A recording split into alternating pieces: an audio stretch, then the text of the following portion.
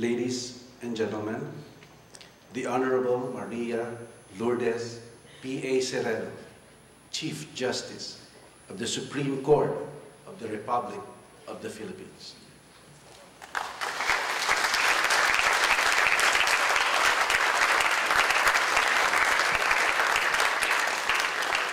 Thank you very much. Please take your seats, my friends.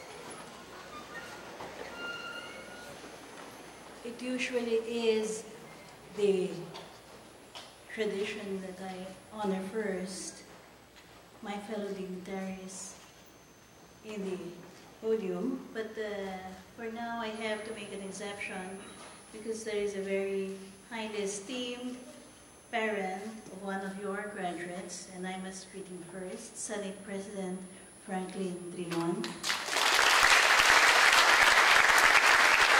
and his equally valid wife, Mrs. Mina Trilon.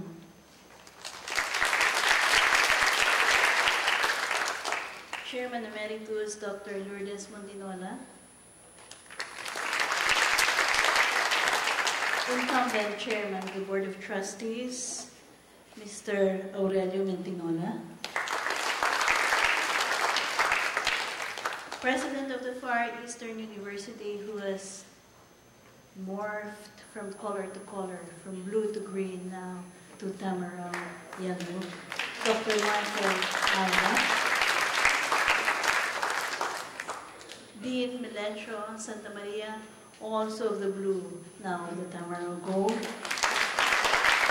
of the FEU Institute of Law, honored officials of the university, esteemed MC for this afternoon, representative of the graduating class, the Admirable Lady from Marawi City, and the parents of the graduating class, as well as the members thereof, relatives, friends, a fine afternoon to all of you.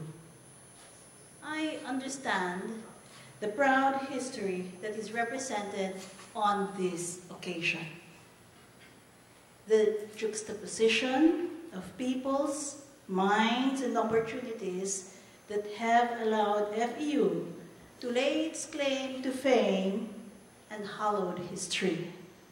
Your former deans, the great Jovito Salonga and former Senate President Neptali Gonzalez, Chief Justice Artemio Panganiban, a former top FEU law graduate, Chief Justice Felix Mcasian, who obtained his pre-bar degree from FEU, but of course he transferred to where I come from, and of course, one who had hoped to graduate with an FEU law degree, the icon of democracy, Corazon Juanco Aquino, who went on from choosing the life of a faithful wife to lead the country to its resurgence in history.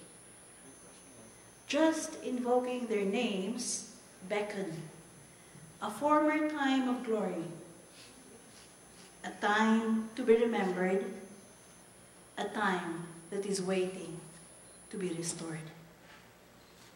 FEU graduates, I speak to your future.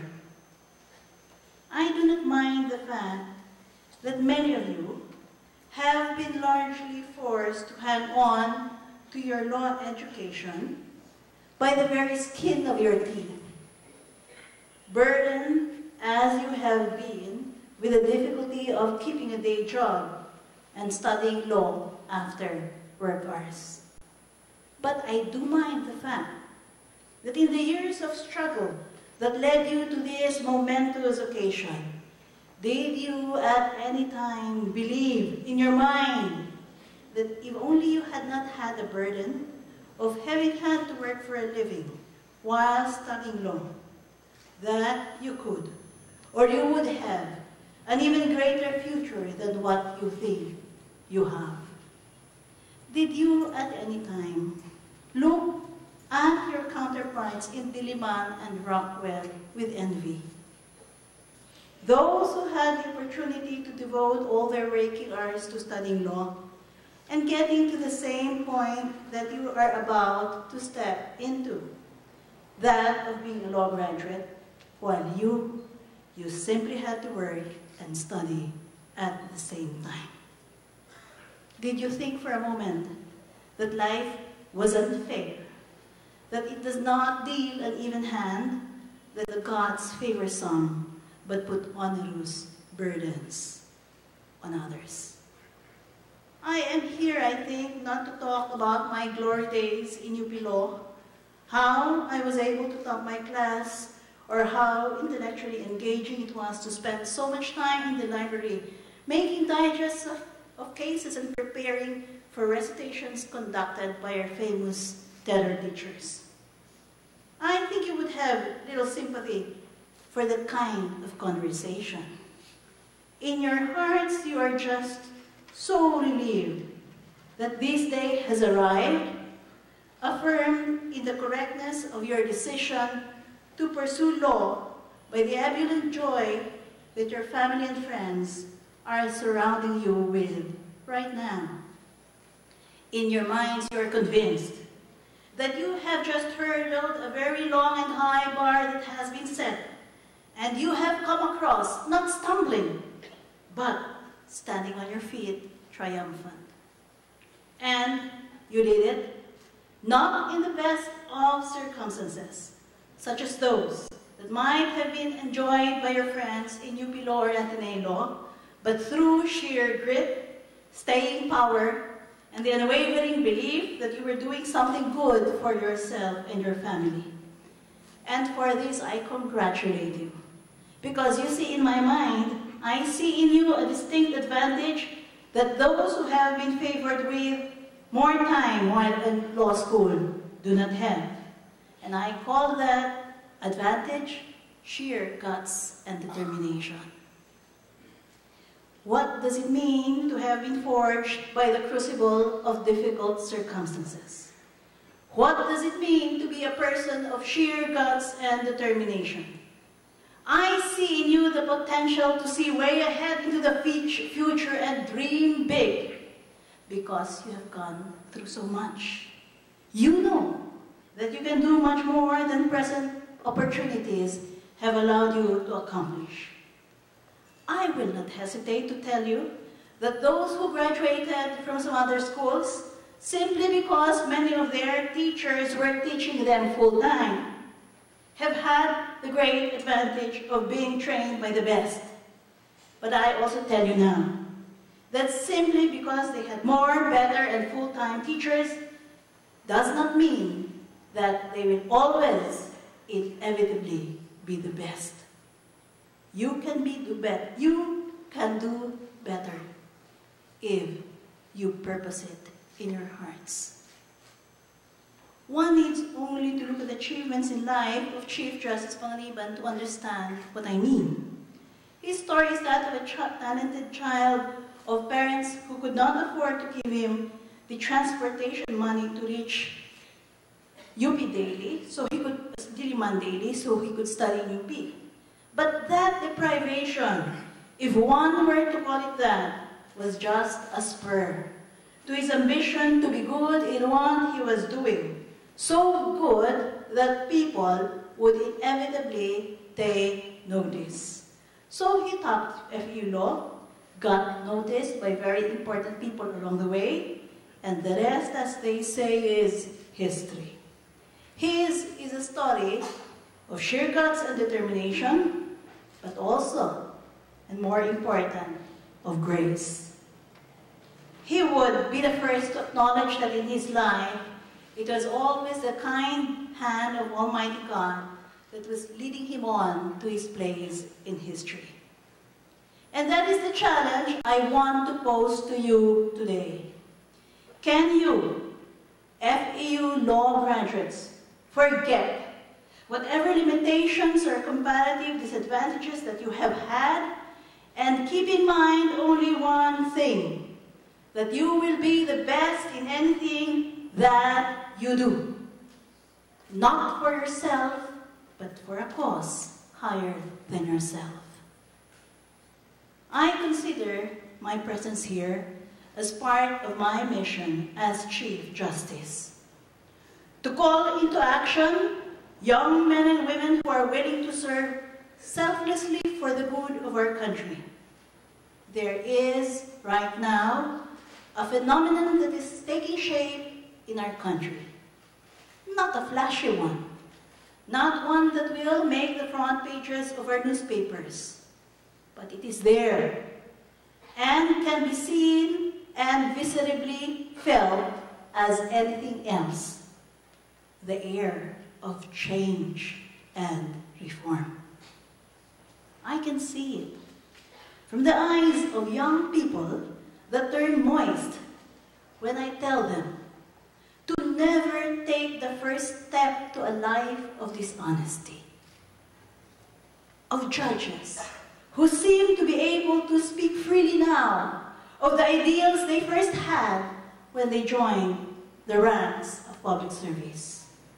Of lawyers who talk to me and who wish desperately for the shame of bribery and corruption to no longer burden the noble profession of law. Have you not felt it too?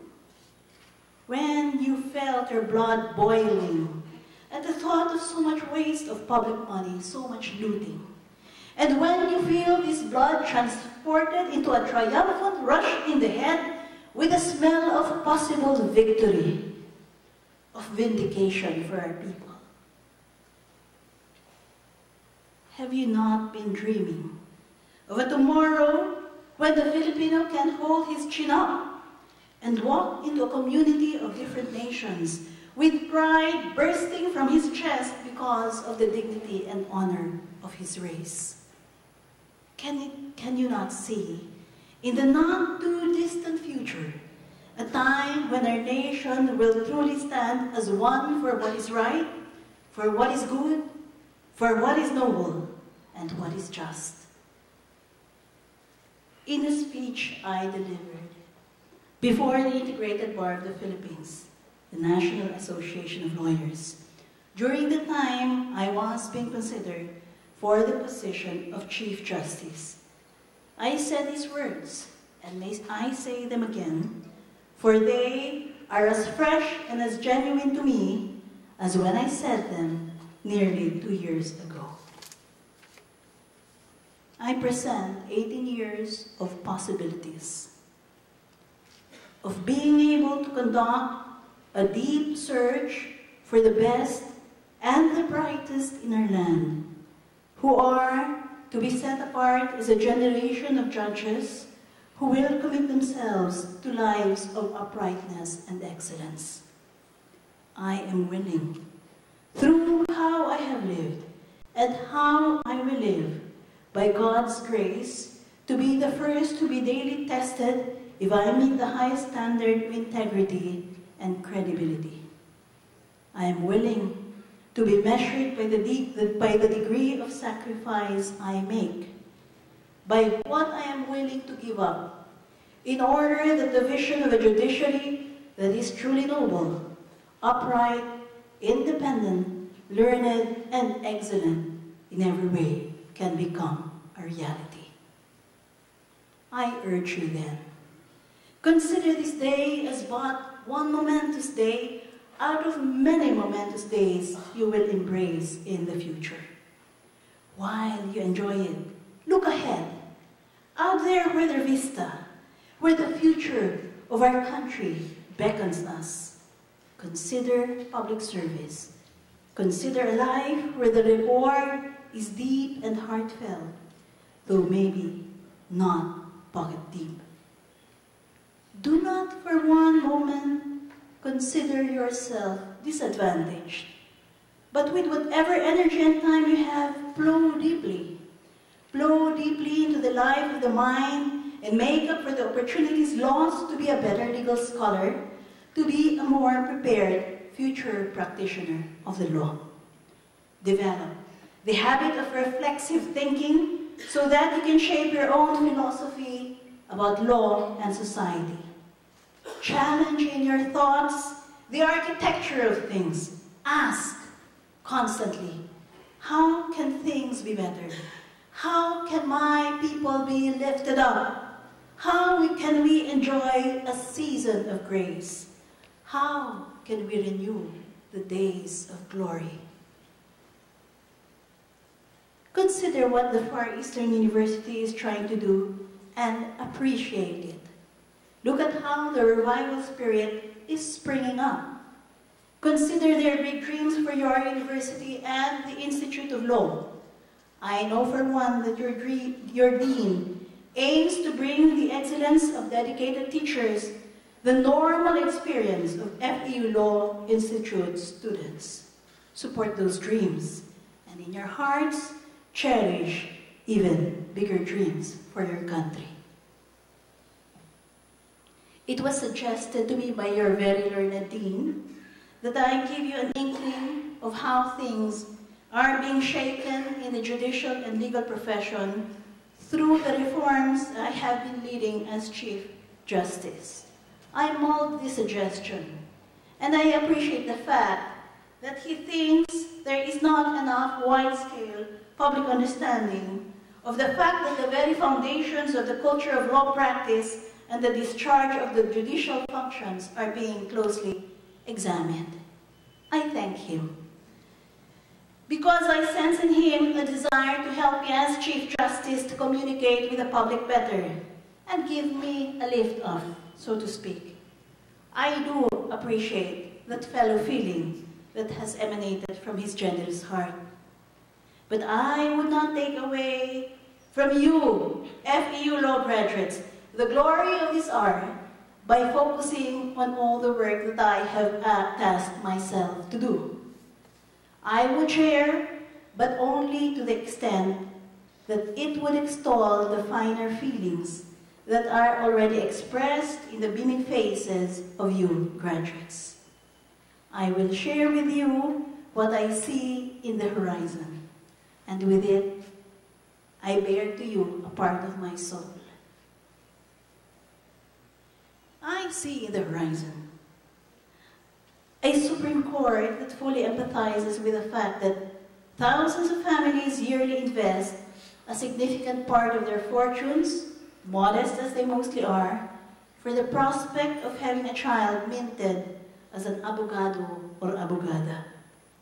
I see a leadership that will fulfill its promise that every such investment will not go to waste. Not because it will decree a 100% acceptance of all law graduates into the Philippine bar, but because it will engage in a sustained conversation with the law schools that the human talent that cannot be given the brass shingle of attorney or at law or member of the Philippine bar will have a career path that will make use of the legal training that had been invested in. Perhaps as a paralegal, a court researcher, alternative dispute resolution specialist, non-law school legal trainer, expert in administrative or bureaucracy law, or such other career path. I know it is not expressly the mandate of the Supreme Court to lead such efforts on behalf of all law school graduates. That this should be the principal concern of all the law deans and the Philippine Association of Law Schools is obvious. That this could be a concern of the Legal Education Board, which is the regulatory body independent of the Supreme Court, is a constraint. Be that as it may, as the top leader of the profession, as constitutionally the highest ranking lawyer in the country, I, as Chief Justice, cannot ignore the families who seem to have placed so much hope in the legal education of their sons and daughters. I feel for the lolos and lolas, the nanays and tatays, the ates and kuyas, the brave spouses who have willed themselves to sacrifice so much just for the chance, the 20% chance, that their graduates will finally embrace by the brotherhood and sisterhood of the law. I speak of us as a community of leaders who will express such concern for the waste of human talent, energy, and time, simply because We have not developed purposefully a track for our law students so that regardless of what happens to their performance in the bar examinations, they will have a good future to speak of. This thinking of mine is along the same principles behind some of the reforms that the Supreme Court has been implementing seriously lately. I bring to your attention our jail decongestion program, which seeks to increase the chance of detention prisoners whose chance of conviction is at a low 20% anyway, according to our statistics, to be freed even if the prisoner is hardly in a financial position to post sufficient bail. I am talking about the e-subpoena system that we are going to launch shortly, so that police witnesses to crimes will be bound to appear and testify when called by the courts, and thus prevent unjustifiable delays in criminal trials. I am talking about the case decongestion program that we are aggressively pursuing, so that the process of pursuing justice through our courts does not add to our people's feeling of abiding in justice. Thus you will see, and might have already seen, a renewed emphasis on restoring the credibility of our courts and eventually the legal profession. I want you to be proud of the common future that awaits us, in which we see ourselves as knights and soldiers, not of fortune, but of the high cause of searching for the holy grail of justice in our land. Various lawyer organizations have already received the message of transformation. Some of them are undergoing a time of reflection as they face the hard question of why the legal profession has sunk so low and what it can do now to lift itself. I have posed to them the challenge of backing the whispered charges of corruption in the judiciary with hard evidence. And this, therefore, means that they have to renounce the means by which some of them have sustained their careers. They have to face the gauntlet. They have to face it now, and they must overcome the pain that any intense self-examination will bring. Dear fellow pursuers of the law, we need to set our face to be hard as flint, to overcome whatever obstacles hurl themselves to block our path to restoring the dignity and honor of our profession, including being willing to accept the painful truth on why our profession remains so vulnerable to and is even being blamed to be purveyors of corruption. As early as now, you should face the hard questions, because I will repeat my message delivered to last year's successful bar examinees.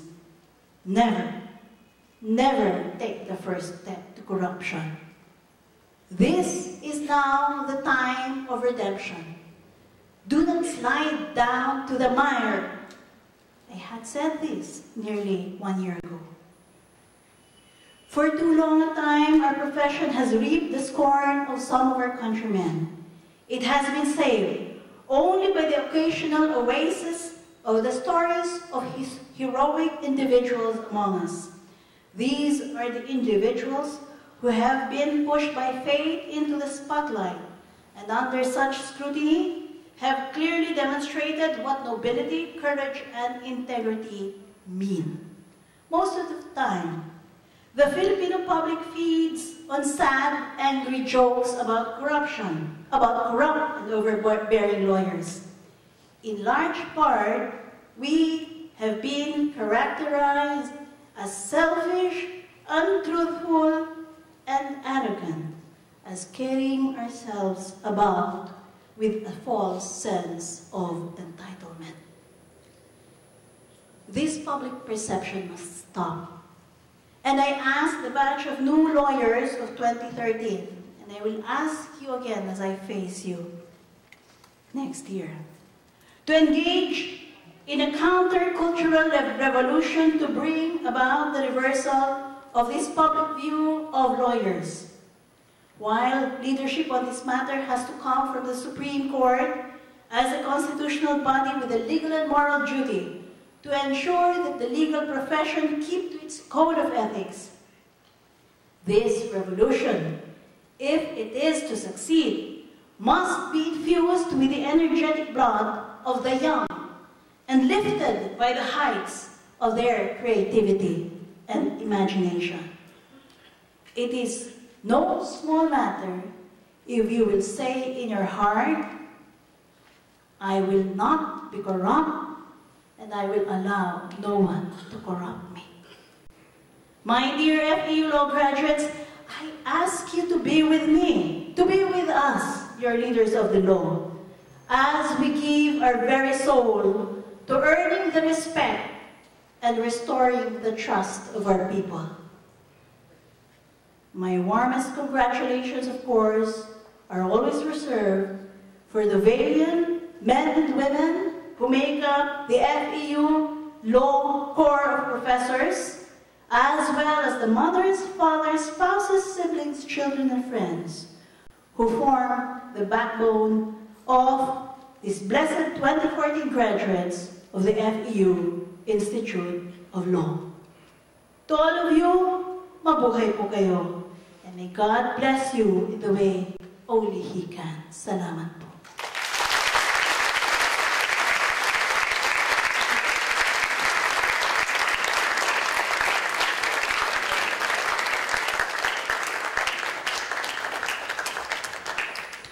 Thank you, Honorable Chief Justice Sereno. Mr. Aurelio R. Montinola III, the Chair of the Board of Trustees of Far Eastern University, together with President Dr. Michael M. Alba and Dean Melencio S. Santa Maria, will now award the plaque of appreciation to our commencement speaker. The citation reads, Far Eastern University presents this plaque of appreciation to Honorable Maria Lourdes P.A. Sereno, Chief Justice, Supreme Court of the Republic of the Philippines, in grateful appreciation of her participation as guest of honor and speaker during the 72nd Law Annual Hooting and Commencement Exercises, given this 11th day of April 2014 in the city of Manila.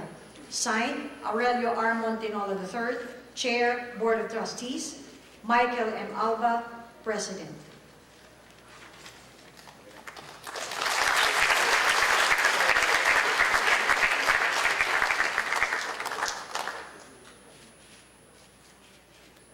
The graduates will please rise to make their pledge of loyalty, to be led by the salutatorian of Class 2014, Christian Lel M. Sakilao.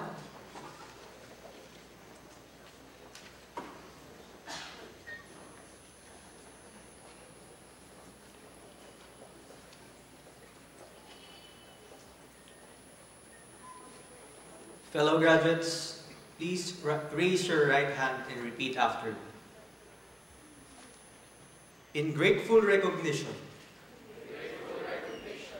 of all that my alma mater has done for me, I hereby pledge to her my loyalty and solemnly promise to live according to her ideals, work unceasingly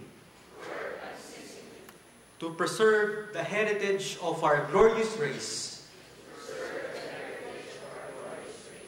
elevate the dignity of man, and promote the unity of mankind, and the glory of Almighty God.